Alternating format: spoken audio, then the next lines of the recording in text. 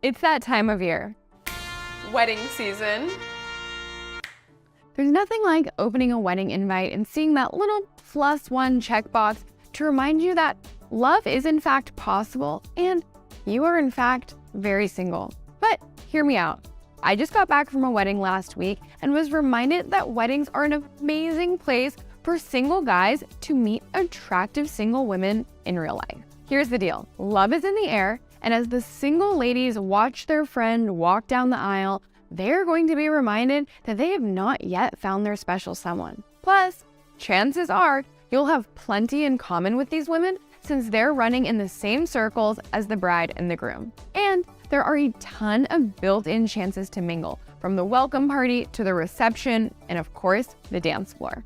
In this video, I'll dive into 4 tips for the single guys out there to thrive this wedding season and maximize your chances of meeting someone special and having some fun along the way. Hi, I'm Blaine. I'm a dating coach, and I've been featured in Forbes, New York Times, and Insider for helping thousands of clients like you. Let's get into it. First and foremost, you need to go into this wedding feeling like $1,000,000. Confidence is everything. I'm going to break it down for you. You need to make sure you are dressed to impress. Showing up too fancy or too casual is a no-no. And if you're unsure, just ask the bride for some tips in advance.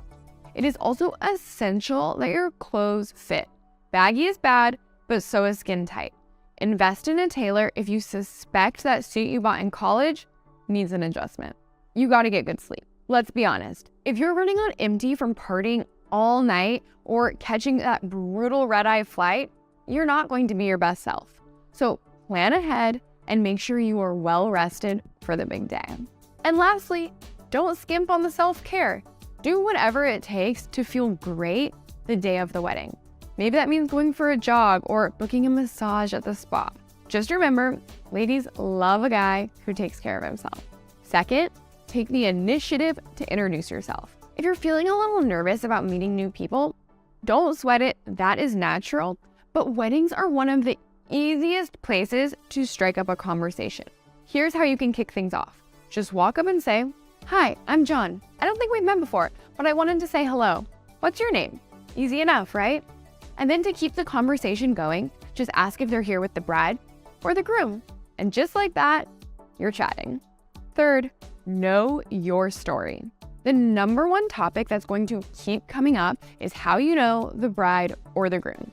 Have a funny or cute story ready to roll. This will be your conversation secret weapon. So think of some fun memories in advance, like how you were paired together as freshman roommates and initially hated each other, or that time you backpacked through Europe together, or when you got busted sneaking out in high school. Just remember, your story should be positive. Keep that story about when the groom got so blacked out in New Orleans he had to sleep on the street to yourself. And there's no need to rehearse a whole monologue or anything. Just have a few key talking points ready to go. Lastly, and maybe most importantly, be ready to dance. Want to make a lasting impression on that cute girl you met during the welcome party? The dance floor is the perfect place, so be prepared. Learn at least 2 basic dance patterns in advance that you can then leverage on the dance floor. If you need recommendations, the step and tap is as easy as it gets and is 100% sufficient to have fun dancing. Also, the basic partner step and twirl is a must. There are few better ways to seal the deal with your wedding crush than dancing one-on-one. So ideally, you should understand some basic partner moves. Having solid moves is incredibly useful for meeting women, building confidence, and just generally having a great time. If you're willing to invest a little time and money, I highly recommend taking dance lessons. Your future girlfriend will thank you. If you don't have the time or capacity for lessons, don't sweat it. The most important factor is having fun and feeling confident on the dance floor. Weddings should be so much fun, and there is no reason you shouldn't have an awesome time and hopefully meet somebody special. If you liked what we talked about in this video, tap that subscribe button and ring the bell for more advice like this.